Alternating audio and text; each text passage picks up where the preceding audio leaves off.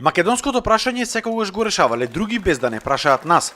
Овој пат ние бевме на масата. Кажавме, ние сме македонци кои зборуваат македонски јазик и тоа не може никој да ни го оспорува во 21 век. Истакна на денешната трибина во Прилеп министерот за надворешни работи Никола Димитров.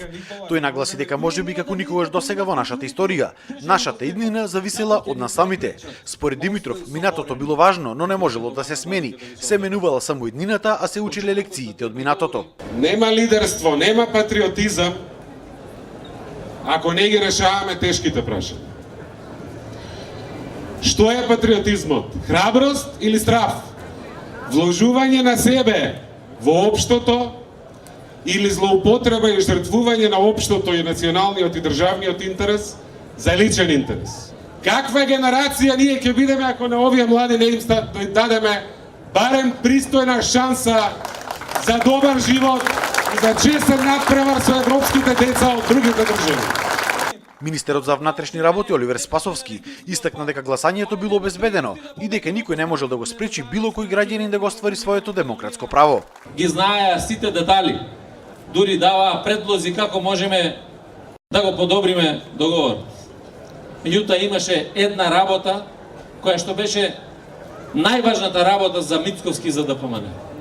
А тоа беше да се погодат со СДСМ, со ЗАЕВ и со владата, да имало амнестија за Груевски за неговата компанија. Ако некој смета дека треба да уценува со излезност на референдум, за да се пазариме за амнестија на криминалци, нема амнестија за никој.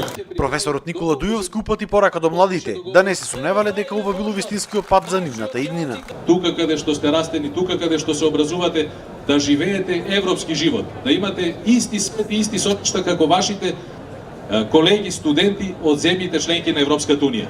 Градоначалникот пак на Прилеп Илија Јовановски рече дека членството во евроатланските сојузи ќе донесело и голем економски бенефит за Македонија. Ќе имаме нови странски инвестиции, ќе имаме повисоки плати, ќе имаме други можности, развивањето на стопанството и на крај секако ќе имаме правна држава каде што законот ќе важи за сите. Ние тоа и вие го сакаме.